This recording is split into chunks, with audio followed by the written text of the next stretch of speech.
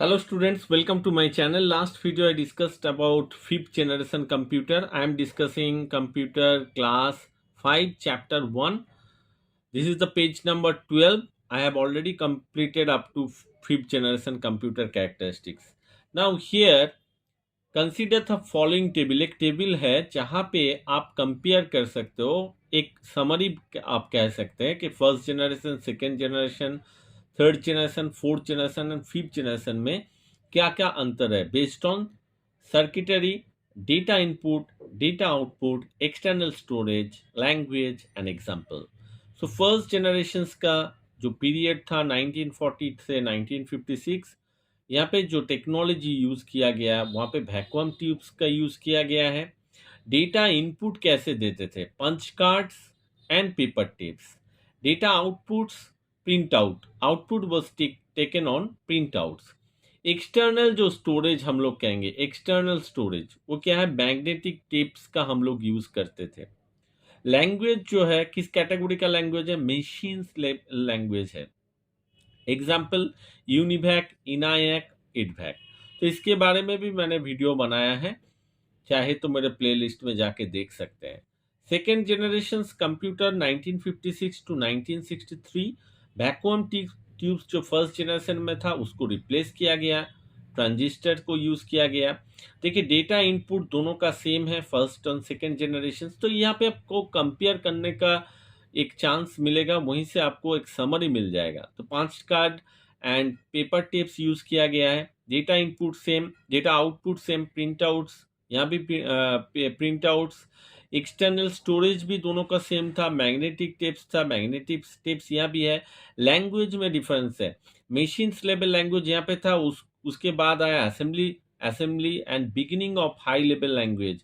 और यहाँ पे कौन सा हाई लेवल लैंग्वेज का बिगिनिंग हुआ? That is FORTRAN, COBOL etcetera.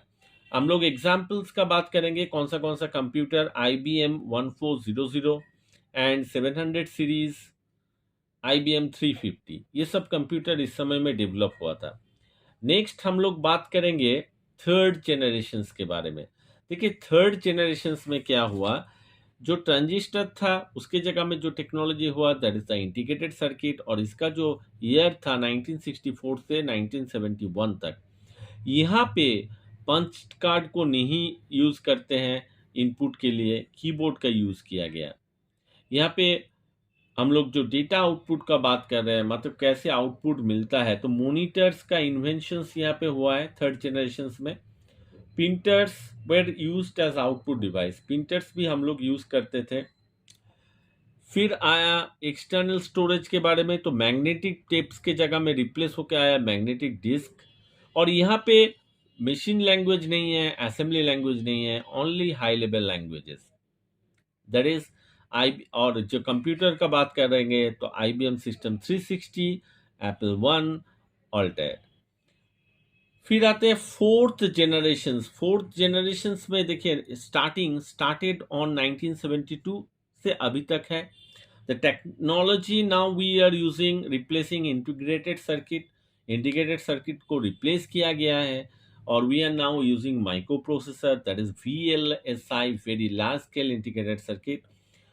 और यहाँ पे data input keyboard third generation में जो शुरू हुआ कीबोर्ड से, वही कीबोर्ड यूज किया गया. फिर माउस स्कैनर का भी यहाँ पे डेटा इनपुट देखने को मिल रहा है.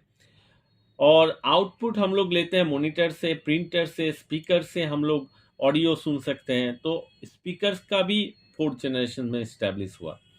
फिर मैग्नेटिक डिस्क, एक्सटर्नल स्टोरेज का बात करेंगे तो magnetic disk with higher capacity. तो यहाँ पे स्टोरेज कैपेसिटी ज़्यादा हो गया है.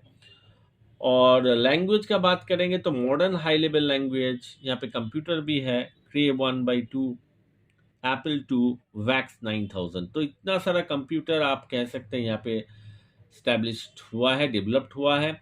और this computer can be linked. ये फोर्थ जनरेशन में एक कंप्यूटर को दूसरा कंप्यूटर के साथ लिंक करके क्या हुआ है, डेटा हम लोग शेयर जो कर सकते हैं वो फोर्थ जनरेशन कंप्यूटर में चालू हुआ है.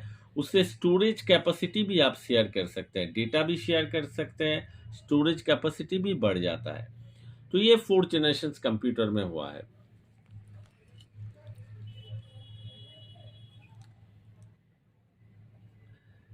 अब चलते हैं फिफ्थ जनरेशन। प्रेजेंट में यूज होता है एंड बियॉन्ड, मतलब फ्यूचर में भी फिफ्थ जनरेशन कंप्यूटर यूज होगा।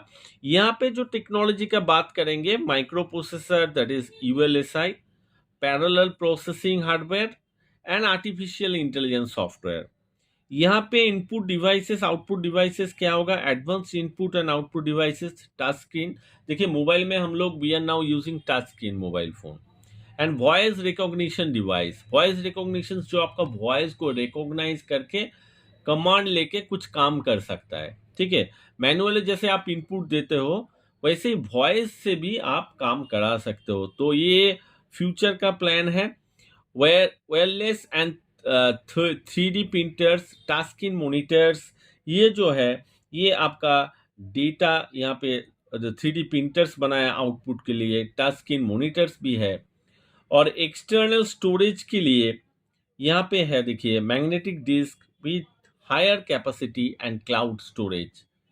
यहाँ पे लैंग्वेज का बात करेंगे तो more advanced high level language का यूज किया गया। Hand held devices with user friendly interface example. तो ये अभी तक रिसर्च में है और भी बहुत सारा रिसर्च में बहुत सारा डेवलप होगा कंप्यूटर्स फिफ्थ जनरेशन्स का। तो this are the basic difference between generations of computer, first second third fourth and fifth.